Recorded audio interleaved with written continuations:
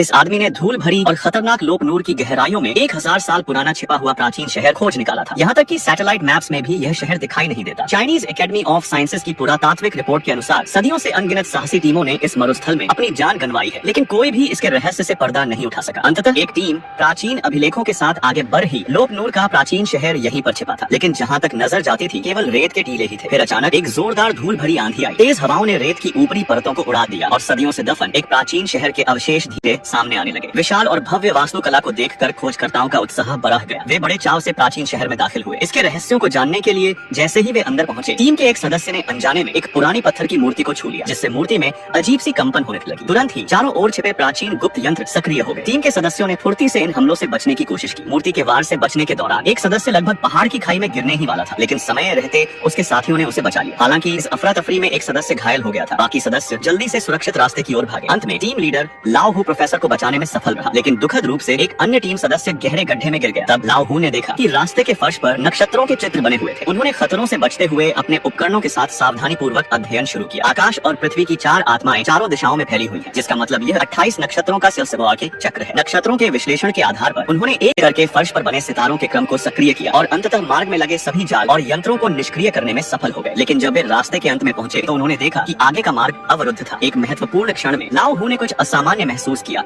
और टीम सदस्य शेरली को सिग्नल फ्लेयर छोड़ने के लिए कहा। तभी अचानक गुफा की छत पर रहस्यमयी हरी रोशनी चमकने लगी। वह रोशनी धीरे नीचे की ओर आ रही थी। फिर जैसे ही आंखों जैसी एक विशेष संरचना दिखाई दी, तभी आंख के पास बने टूटे हुए पुल से अपने आप कई धातु की सीढ़ियां निकलने लगी थी। नीचे जाने पर खोज दल को एक पत्थर का ताबूत मिला। प्रोफेसर इसके आंतरिक ढांचे का अध्ययन करना चाहते थे, इसलिए टीम के सदस्यों ने मिलकर ताबूत के ढक्कन को खोलने की कोशिश की। तब अचानक एक गुप्त यंत्र सक्रिय हो गया और ब्लैक टावर के अवशेषों की ओर जाने वाला रास्ता खुल गया। लेकिन इसी बीच सीयू और उसके साथी टीम से अलग हो गए और शेरली को भी अपने साथ ले गए, जिसके पास विशेष जीन के नमूने थे। जैसे ही वे तीनों गुप्त द्वार के अंदर गए, पत्थर की मूर्तियों की रक्षा प्रणाली ने प्रवेश द्वार को बंद कर दिया था। उसी पल अचानक एक प्राचीन जीव ने टीम के सदस्यों पर हमला कर दिया और उन्हें सीढ़ियों से नीचे गिरा दिया था। उसकी गति और शक्ति असाधारण थी। तभी एक गार्जियन बीस्ट ने समय पर आकर उसे रोकने की कोशिश की। सब लोग बचे, लेकिन अगले ही पल रक्षक पशु भी उस भयानक जीव के सामने बेबस नजर आया और उसे दूर फेंक दिया गया। उस दानव ने फिर से लोगों का रास्ता रोक लिया। यह मॉन्स्टर एक स्वैम्प रेड एप था। तभी वहाँ का एक रहस्यमयी रक्षक उसे रोकने के लिए आगे बढ़ा। भीषण लड़ाई के बाद वह रक्षक भी हार गया और उसकी जादुई तलवार भी जमीन पर गिर गई। अंत में रक्षक पशु फिर से लड़ाई में कूदा। ओल्ड हु ने तलवार उठाई और एक ही झटके में उस दानव को जमीन पर गिरा दिया, जबकि रक्षक पशु ने